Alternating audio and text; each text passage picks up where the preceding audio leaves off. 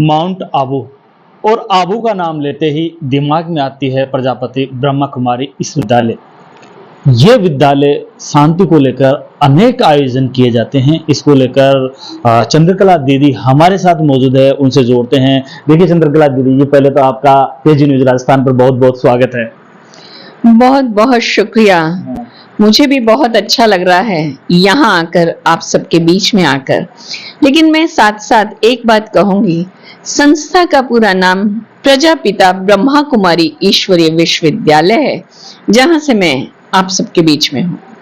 देखिए, बात करें, अभी भाग दौड़ भरी जिंदगी है, लोग भाग दौड़ भरी जिंदगी में दौड़ते रहते हैं, लेकिन एक आध्यात्मिक और एक मेडिटेशन किस तरीके से देखते हैं, क्यों आवश्यक है? जिंदगी भागदौड़ वाली हो गई है। कोई भी व्यक्ति आज खाली है नहीं, खाली होते हुए भी बिजी है, और कुछ नहीं तो मोबाइल में ही बिजी है। तो व्यक्ति जब चारों तरफ से बिजी है, बिजी होना अच्छी बात है, लेकिन बिजी के साथ व्यक्ति अगर इजी है तो बहुत अच्छा है। लेकिन आज इजी ना होकर के टेंशन भरी लाइफ हो गई है, और उस तनाव के दबाव में आकर तन भी अस्वस्थ हो जाता है, और तनाव से मन तो अस्वस्थ होता ही है। आध्यात्मिकता हमें वही मदद करती है जहां मन को शक्तिशाली आध्यात्मिकता बनाती है। मन स्वस्थ है तो तन स्वस्थ है, इसलिए कहा जाता खुशी जैसे खुराक नहीं। और आध्यात्मिकता हमें अंदर की मानसिक खुशी, मानसिक संतुलन, आंतरिक शक्ति प्रदान करती है। बिल्कुल, बहुत अच्छी बात आपने बताई है कि आंतरिक खुशी प्रदान करती है। लेकिन बात करें अभी विश्व अशांति की तरफ है, तृतीय विश्व युद्ध की तरफ विश्व बढ़ता जा रहा है। सही कह रहे हैं कि आज चहुओर अशांति है, दुख है, और विश्व तृतीय विश्व युद्ध की तरफ बढ़ रहा है। क्या कभी हम सोचते हैं कि ये विश्व युद्ध की तरफ क्यों बढ़ रहा है? उसके पीछे भी तो हमारे कहीं ना कहीं एक दूसरे के लिए मनोविकार काम कर रहे हैं। हमारी क्रोध की अग्नि, ईर्ष्या की अग्नि, द्वेष की अग्नि। हमारी भारत की संस्कृति तो शुरू से रही है अहिंसा परमो धर्म। भारत की संस्कृति शुरू से रही है शांति। जितनी शांति अगर हमारे पास होती है तो आपस में भाईचारा, प्रेम, व्यवहार होता है, और वही समाज में चाहिए। आपसी सद्भाव चाहिए, प्रेम व्यवहार चाहिए, और उसके लिए ही जरूरत है आध्यात्मिकता की। याद करिए वो समय जो आता है कि महाभारत के समय भी अर्जुन को गीता का ज्ञान दिया गया, राजयोग की शिक्षा दी गई ताकि उसमें शक्ति आए।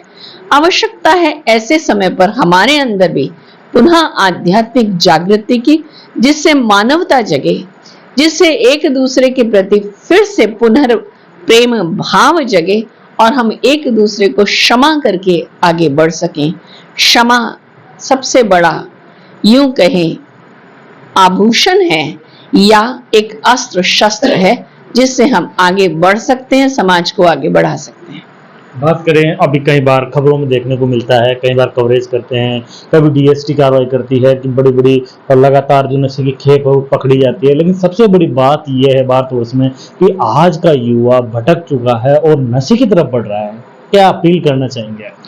बिल्कुल सही कह रहे हैं, क्योंकि व्यक्ति में जब अपनी आध्यात्मिक और आत्मिक शक्ति नहीं है तो सब कुछ समस्याओं को जूझने की, समस्याओं को फेस करने की जो ताकत होनी चाहिए वो भी उसमें नहीं है।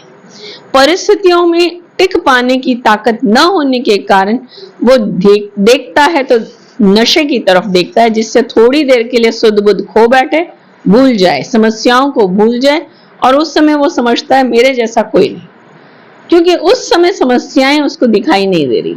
लेकिन वास्तव में समस्या हटी नहीं है। समस्याओं को मिटाने का, पुनः एक बार कहूंगी, मिटाने का साधन ही है कि नशे से, उस नशे से दूर हो, अपने आंतरिक नशे को हम जागृत करें। और आंतरिक नशा है वो है अपने जीवन का श्रेष्ठ लक्ष्य, जीवन की श्रेष्ठ शक्ति, कि मेरा जीवन क्या हो, जीवन ऐसा हो जो नर श्री नारायण हो, अर्थात गुणों से संपन्न, शक्तियों से संपन्न। और उसके लिए चाहिए थोड़ा समय निकालें और ध्यान करें, जिससे मन शांत हो सके, मन में खुशी जागृत हो सके। बात करें दीदी, जो ईश्वरीय है, कब से शुरू हुआ, अब तक क्या आयोजन है, किन किस तरह के आयोजन आपके द्वारा किए जाते हैं, युवाओं को लेकर क्या किया जाता है? ये संस्था सन 1936-37 में शुरू हुई सिंध हैदराबाद में, और आज संस्था के 90 वर्ष पूरे होने को आए हैं। और हम जो कार्य करते हैं वो समाज के हर वर्ग के साथ हर फील्ड में हम काम करते हैं। जैसे हम किसानों के साथ भी काम करते हैं ताकि हमारी खेती वो अच्छी हो सके, और स्पेशली जब मैं यहाँ बैठी हूँ टॉक में, तो टॉक तो विशेष ये प्रोजेक्ट लेके चलता है कि यहाँ की खेती में कीटनाशक ना डालकर ध्यान का अभ्यास किया जाए, और वो ध्यान के अभ्यास से खेती को स्वच्छ, ऑर्गेनिक कहूँ, स्वच्छ कहूँ, साफ कहूँ, शुद्ध कहूँ, उसको बना के मल्टीप्लाई करके देते हैं। खेती भी बहुत होती है। हमारा काम युवाओं के साथ भी रहता है। हम युवाओं के साथ भी काम करते हैं, स्कूल, कॉलेजेस और यूथ क्लब्स वगैरह के साथ, जिसमें उनको युवा शक्ति क्या होनी चाहिए। यूथ की शक्ति लड़ना झगड़ना नहीं है, यूथ की शक्ति है अपने मनोबल को बढ़ा के समाज को सहारा देने की। वो भी हम उनको कार्य करते हैं। मेडिकल डॉक्टर्स के साथ भी करते हैं। ऐसे हर वर्ग में हमने 21 फील्ड अपने ले रखे हैं, एडमिनिस्ट्रेटर विंग के नाम से, जूरिस्ट विंग के नाम से, मेडिकल विंग के नाम से, वुमन विंग के नाम से। हर एक के साथ हम काम करते हैं, वुमन एम्पावरमेंट को साथ लेकर के चलते हैं।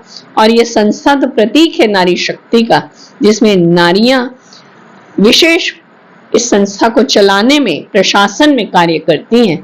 कैसे वो अपनी शक्ति को, ऊर्जा को लगाती हैं और बढ़ाती हैं। तो नारियों के अंदर भी वो साहस कहूँ, वो शक्ति कहूँ, जागृत करने का हम कार्य करते हैं। हम कहते हैं नारी तो देवी शक्ति है, जिससे समाज श्रेष्ठता की ओर बढ़ता है।